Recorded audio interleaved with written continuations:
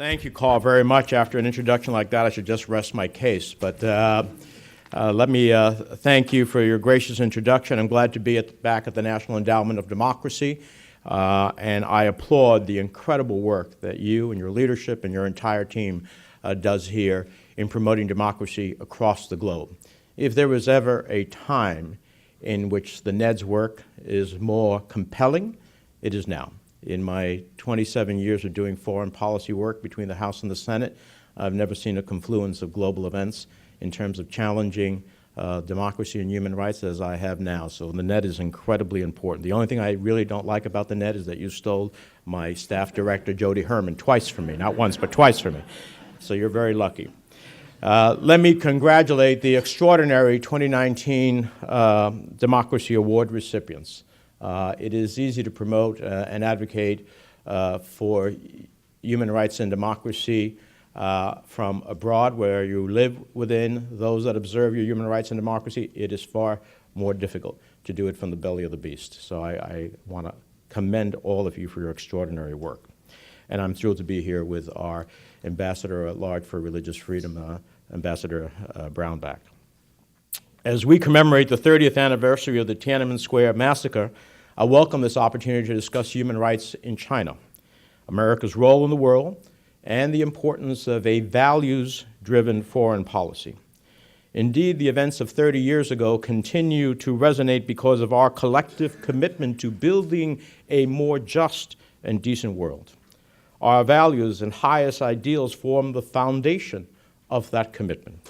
Ideals like justice, democracy, the rule of law, freedom of expression, and human rights. For the past 240 years, those ideals have guided our own nation's ongoing and unending pursuit of a more perfect nation. And they are the same values that led Chinese students to courageously erect a replica of the Statue of Liberty in Beijing 30 years ago. We cannot forget them, especially at a time when those democratic values are under assault like never before. Today's threats may look different. Often they come not in the form of tanks, but tweets. We are just now collectively beginning to recognize the scope of the threat. The digital technologies that transformed our lives and connected the world also have the potential to corrode democratic institutions and the values we hold dear. In these uncertain times, a robust civil society, including institutions like the National Endowment for Democracy, is more essential than ever. Never before, as I said, in my more than 2.5 decades in Congress, have I been so concerned by confluence events both at home and abroad. Certainly, we have faced down challenges before. What's uniquely concerning today is that unlike 30 years ago, when America stood with the brave Chinese people in the face of oppression, we hear deafening silence from the White House at best, and voices fanning the flames at worst. So as we reflect on human rights in China and abroad, we must also look inward. We must ensure our values guide our efforts to strategically and coherently respond to China's rising power and growing authoritarianism.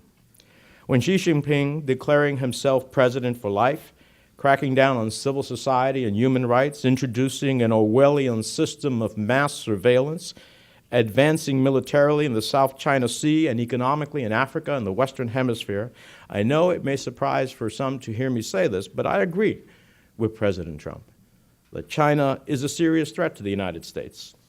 The China that challenges us today is the China that chose its path on those fateful days in June of 1989. China is playing four-dimensional chess, militarily, economically, diplomatically, and ideologically as well. Over the past 3 decades, China has sought to emerge as a regional military hegemon, including through increasingly provocative behavior in the maritime domain.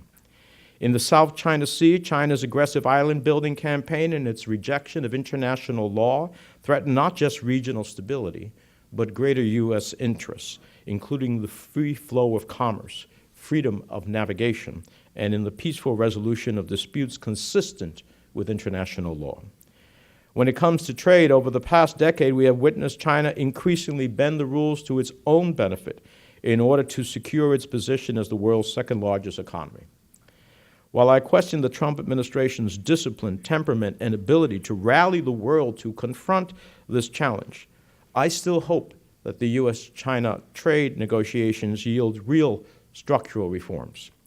We must address China's theft of intellectual property, forced technology transfer, manipulation of market access, preferential treatment made through the Made in China 2025 program, underwriting of state-owned enterprises, and the intertwined relationships between companies like Huawei and the Chinese national security apparatus. But we cannot ignore how China's Belt and Road Initiative has brought it influence in everything from port contracts to votes at the United Nations. Without a strategy, we risk letting China remake the developing world in its own repressive image. We see United Front efforts to grow China's influence take many forms, from the Confucius Institutes on American campuses to setting up party cells in U.S. businesses to targeted espionage from tech research to massage parlors and Mar-a-Lago. Perhaps most distressingly, Xi Jinping has overseen the rise of a neo-Maoist authoritarian surveillance state. Under the guise of so-called re-education campaigns, his government has brutally forced nearly 1 million Uyghurs in Xinjiang into heavily surveillanced, forced labor camps, a model he may intend to expand throughout the country. That's why Senator Rubio and I introduced the Uyghur Human Rights Policy Act of 2019. Of course, China's backslide on human rights goes far beyond Xinjiang. Space for civil society and free thought is barely existent. Human and technological surveillance is omnipresent. Chinese citizens who speak out face imprisonment. Tibetans were, in many respects, the test subjects for the sort of ethnic surveillance we now see in Xinjiang. Today, they face wide-scale repression and harsh controls on religious, educational, cultural, and linguistic freedom. CCP authorities likewise repress Chinese Christians, Falun Gong members who face forced labor and torture for their religious beliefs. I have sponsored numerous Senate resolutions addressing these abuses in recent years and plan to take those efforts a step further with new legislation in the coming weeks. The Congressional Executive Commission on China lists over 1,400 political prisoners in its database. Many of these names, like Wang Chawanzhang and Huang Qi, are familiar to many of you in this room. There's no question technology has supercharged China's human rights abuses. Lawyers, journalists, students, labor activists, human rights defenders are all at risk. Between the Great Firewall, advancements in machine learning and artificial intelligence, we've witnessed Huxley and Orwell come to life through China's creation of a social credit system that rewards good citizens and punishes the, quote, bad ones. We cannot afford to let China's domestic repression tactics go global. I know we're having a hearing on Wednesday, and I look forward to being able to ask some of those questions about my concerns of it going global. Developing an effective China policy is uniquely challenging and increasingly urgent. We must remember that merely being more confrontational with China does not make us more competitive with China, nor does simple confrontation help us resolve core human rights concerns. We must leverage all the tools in our toolkit. We must cultivate robust diplomatic and security partnerships. We must bolster our own presence. We must address our own economic challenges and pursue more adroit economic statecraft abroad. All of this begins with regrounding our China policy in our values. Core American values must be the centerpiece of our foreign policy. With China's model showing increased appeal to many parts of the world, it is up to us to offer a better model. But let me be clear, that better model will not be offered by leaders who denigrate the rule of law, who disregard human rights, and dispute the role of the press in safeguarding our own democracy. Having spent more than 4 decades in championing these values throughout my career, from City Hall to the halls of Congress, it was sad to see Freedom House recently downgrade the United States in its annual survey of political rights and civil liberties. We cannot advance American ideals abroad if we fail to respect them at home. Until recently, support for our democratic values and institutions have never been at risk of becoming a partisan issue. Together, Republicans and Democrats must reclaim that universal American commitment to robust and free civil societies, respect for universal human rights, and the protection of core democratic pillars like freedom of the press, both at home and abroad. As repressive corners of the world grow even darker, dictators and despots have found themselves subject to less scrutiny from the United States. In recent years, our friends and partners in Asia had come to see the United States as their partner in advancing democracy and human rights. We in this room must work together to prove that the America they know is still here, and that despite our recent challenges, our shared values will endure. As we reflect on 30 years since Tiananmen, we can look to Taiwan, for example, of how steadfast support for our values can help yield a flourishing democracy and economic partner for the United States in the region. That's why I've sponsored and co-authored legislation to address Taiwan's security needs and promote the health of its democracy. Second, we must ensure America can compete with China as it assumes a global role in the Belt and Road Initiative. We must work with recipient Belt and Road countries to strengthen their ability to negotiate good terms for Chinese investment, or else we risk having the rule of law in these developing nations washed away in a flood of Chinese cash. We are ideally positioned to help countries protect themselves and their people. We can help set standards, offer technical and diplomatic support, stand up for human rights, including for labor, the environment, and support institutions that empower the weak to pursue justice with the strong. We must reinvigorate our development finance institutions, as Congress did with the BUILD Act last year. And as I prepare new legislation to bolster our economic diplomacy and statecraft, I hope we can all agree that such efforts must be paired with bold efforts to prepare the American people to succeed in this new world. Third, instead of attacking international institutions vital to democratic governance, we must partner with like-minded nations to restore faith in these institutions, the institutions we created after World War II that have largely brought us peace, stability, and prosperity for over 3/4 of a century. We must do more to ensure these bodies are responsive to the needs of our people, and we must make them more resilient among new challenges. And finally, instead of slashing resources for the NED, we should invest in institutions that support democratic governance globally and stand with those who seek freedom, from China to Venezuela and beyond. So let me be clear. This administration does not speak for all Americans, or even most. And I intend to do my best to ensure that Congress, as a separate and co-equal branch of government, as devised by the founders under Article 1 of the Constitution, stands up for these values when others won't. On anniversaries such as today, it's tempting at times to lose hope. 3 decades can be a long time. But we cannot give in to that temptation.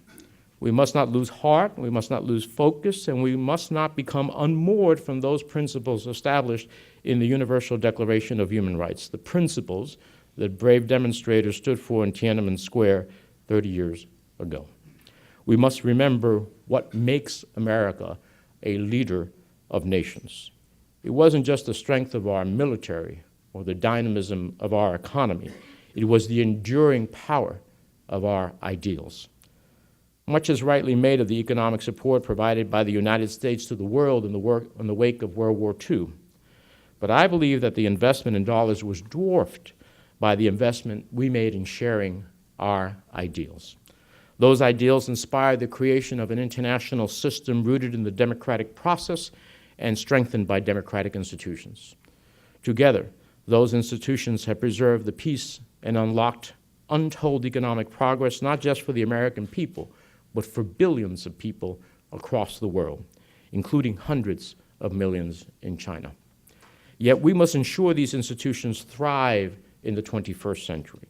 We must be flexible in the face of change. We must be open to reform.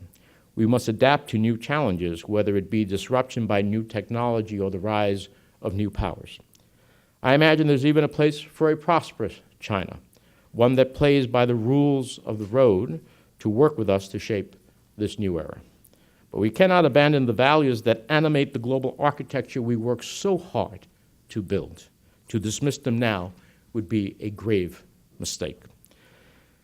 So, as Liu Xiaobo said in 2005, and I quote, "In a totalitarian state, the fight for freedom comes from the accumulative efforts of the people. Without such efforts, very little will happen. One can see that there are many failures and sadness during this process, and most struggle for human rights will result in failure, but it is a continuous awakening which will not be contained by lies and repression." As the ranking member in the Senate Foreign Relations Committee, recently reelected to a 6-year term, I believe in the values that I've described here today and their capacity to continuously awaken our fight for the freedom of all people. I have many colleagues, both Democrat and Republican, who believe in these values as well. As we grapple with an administration that refuses to stand up for human rights, a free press, and democratic values, we'll continue demanding that Congress step in to fill the void. Because democracy will not defend itself. We must defend democracy. We cannot be silent as this administration signals to the world that America is no longer exceptional and that our behavior should be no different than a Russia or a China pursuing power, acting transactionally, avoiding accountability. We cannot allow for such willful degradation of who we are. We're a nation of immigrants, of dreamers, of innovators, of believers in human rights and the dignity of all people. We must remind ourselves of the sheer power of an informed democratic society living in freedom. We must continue to be the beacon of light, that ray of hope to everyone in the darkest corners of the world. We must lead with values that have made us great.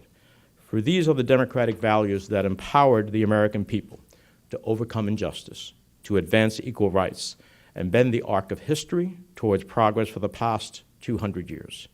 When we champion these values, they echo far beyond our borders. They define our leadership around the world. They make America exceptional. And together, they are the better model.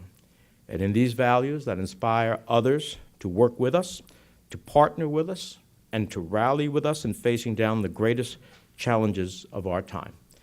We owe those who stood in Tiananmen Square 30 years ago and the Chinese people absolutely nothing less. Thank you very much for having me.